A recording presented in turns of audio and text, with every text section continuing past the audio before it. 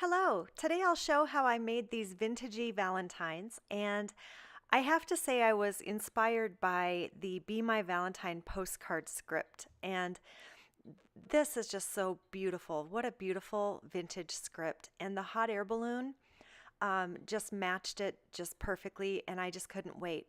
I was also inspired by real postcards. I love vintage postcards. I bought these at an auction. I bought a whole box of them not too long ago, and I just love how unique each one is. They're postmarked, many of them. They're written on. Here's an original piece of art that was in one. I would love to do something with this.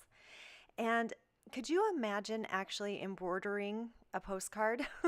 This is called silk embroidering, and this was from Kimmel Park in England, I believe. This one is not postmarked, but it was obviously sent to somebody. This one was funny. I don't think I would want to be in that. Not sure what that is, but it was at Moosehead Lake, Maine, and postmarked 1910. A lot of these have embossing and pretty elaborate embossing. Here's an Easter card that says Happy Easter on it. I think it's Danish. And again, I think this one was postmarked 1940 something, but I just love these. Okay, so to get started, I used the hot air balloons, part of Poppy Stamp's brand new release, the stitched heart curve, also new, the swirled love, and the brand new Be My Valentine postcard script. Bazille's peppermint cardstock I thought was a great vintagey red, and I used kind of a beige. I put an ivory next to it to kind of show the difference and how dark it really is. I'm using a Molotow gel masking pen, and the reason I'm using this is because I want some panels colored, but I don't want all of them colored. And I want to color them with a real nice gradient with my sponge dauber, and that was very hard to mask off in any other way. So this pen is very easy to use. I'm just simply coloring in the panels that I don't want color in. And this dries pretty quickly, usually about 10, maybe 15 minutes. I think I let this sit for 15 minutes just for good measure. And I'm just following the little embossed lines in the die cut. And by the way, I did die cut this out of that lighter ivory, the balloons, and so this is not the darker. The main thing here was just to try to get as even as a coat of that masking fluid as possible and let it dry. While that was drying, I went ahead and embossed the base of my card. And to do that, I had no tabs on my Sizzix platform. I had the base plate, the embossing folder, and then instead of the top plate, I used the diffusing plate. And everything inside that oval will not emboss. So these are really handy to have. They come in a lot of different shapes. And so, of course, this is the oval. And it just does not emboss anything inside of that. To get a nice crisp line where that oval was, I used the negative space of that diffuser and put that through without the embossing folder. And that just creates a really nice line. And I'm using the top plate this time and the bottom plate still on the bottom tab. And that just created a really nice edging to that oval. So once everything was dry, I went ahead and started to sponge on the worn lipstick Distress ink, and I just kind of created a little gradient. I kind of wanted the center to have less color than the outside edges of those panels. And then I just started rubbing the masking fluid off, and you can see that it just comes off very simply, and it just works well. It works really well. Once all the masking fluid was off, I just sponged on some edges with the worn lipstick and a little tiny bit of fired brick down at the bottom of the balloon, just to kind of fill in that color so that it wasn't stark. And then I just did the little baskets and did that out of the walnut stain. So the curve of the stitched heart curve follows this perfectly. I was so excited when I saw that this would work. So I just lined everything up and made sure to make it even space on the top.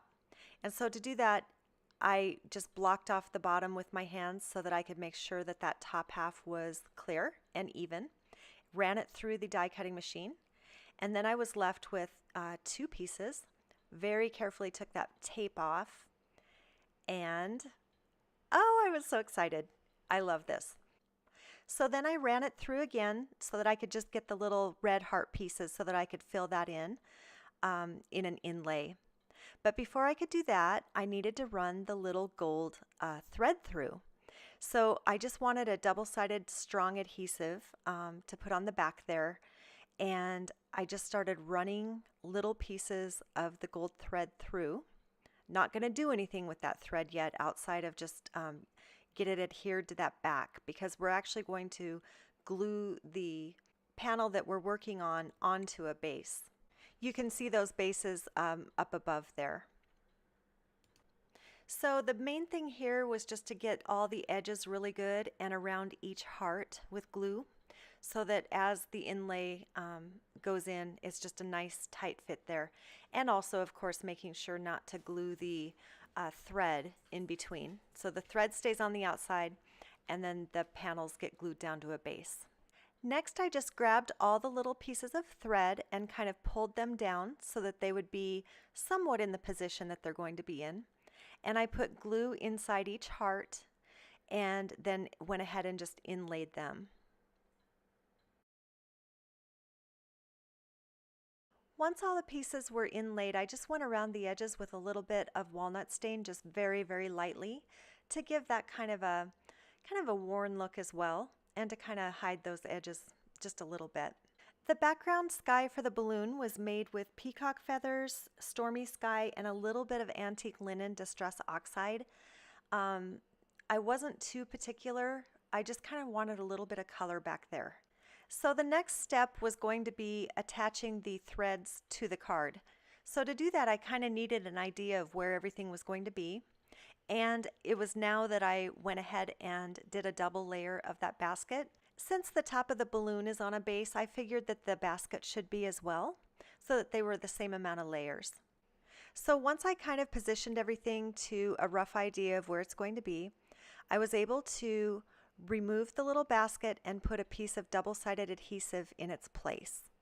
And what I'm going to do is, before I put the basket on there, I glued down the top of the balloon so that I could glue the little strings down to behind the basket so that they would be hidden, but all kind of going to one point. And this is super strong adhesive. It's called Super Tape, and it just works really, really well. That string isn't going anywhere once it's down.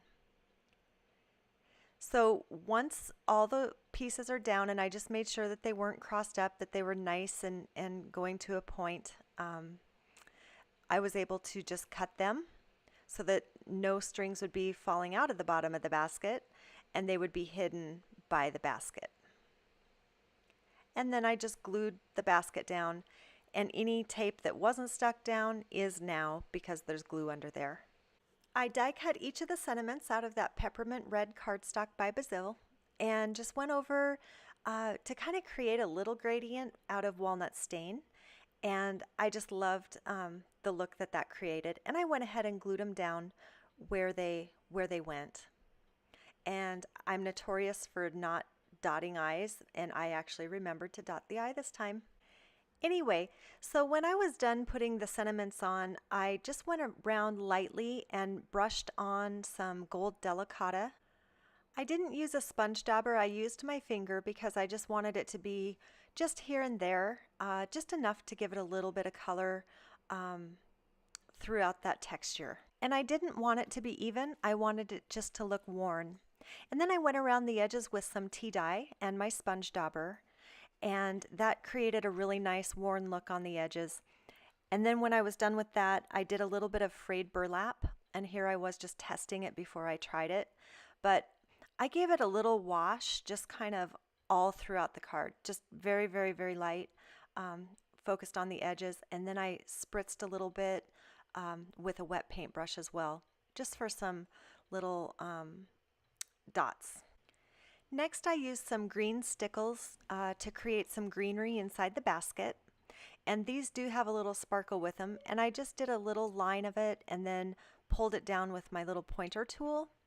And then I did some red berry nouveau drops, just very, very tiny, to create some little flowers coming over the side of that basket.